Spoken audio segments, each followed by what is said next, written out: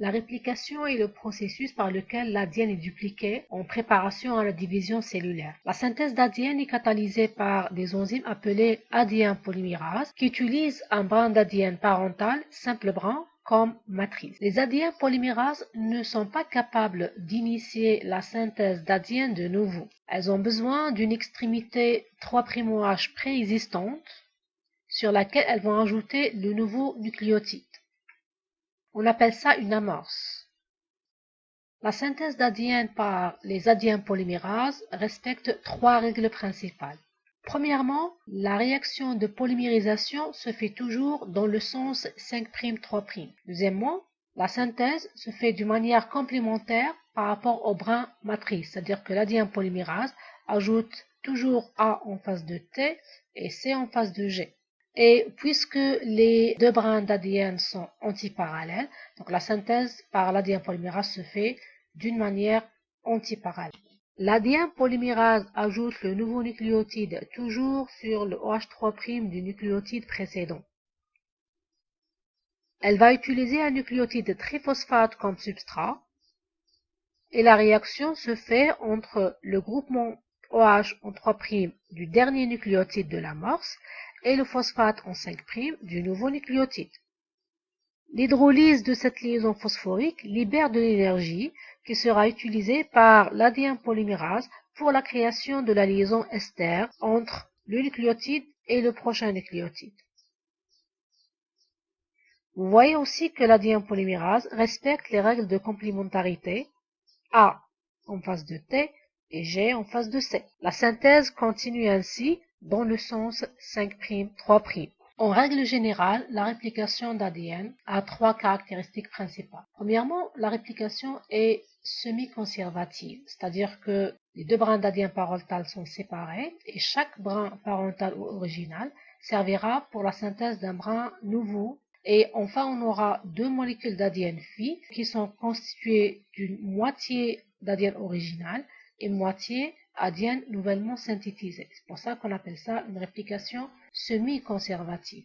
Deuxièmement, la réplication est dite bidirectionnelle, c'est-à-dire qu'elle progresse à partir d'un point donné dans 2 sens opposés. L'expérience qui a permis de découvrir ce mode de réplication a été réalisée sur un ADN d'un virus, le SV40, qui contient une seule origine de réplication et contient un site de restriction pour EcoR1. On peut linéariser l'ADN. La réplication de l'ADN viral dans les cellules infectées a été suivie à différents temps. Nous avons observé d'abord le début de la réplication sous forme d'une ce qu'on appelle une bulle de réplication et cette bulle-là, elle continue à s'élargir à fur et à mesure. Les différents clichés obtenus ont été analysés et là c'est un schéma des molécules d'ADN à différents temps de réplication qui sont alignés. Donc la réplication commence au niveau d'une origine. La distance entre l'origine de réplication et les extrémités de l'ADN ont été mesurées à fur et à mesure.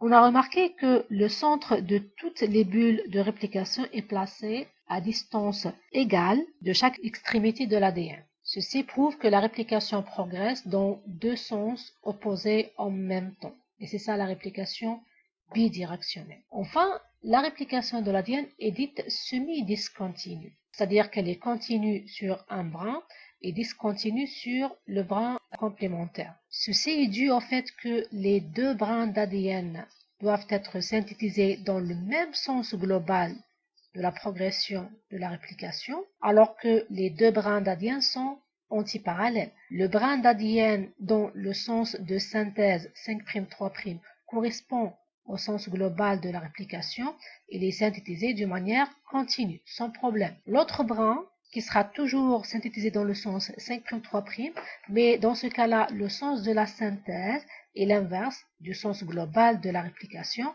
donc il est obligé d'être synthétisé d'une manière discontinue, par fragments qu'on appelle les fragments d'Okazaki. Ces 3 caractéristiques sont applicables à la réplication des ADN de tous les organismes pratiquement, avec quelques exceptions qu'on verra dans les parties correspondantes. Pour que la réplication soit possible, il faut quelques éléments nécessaires.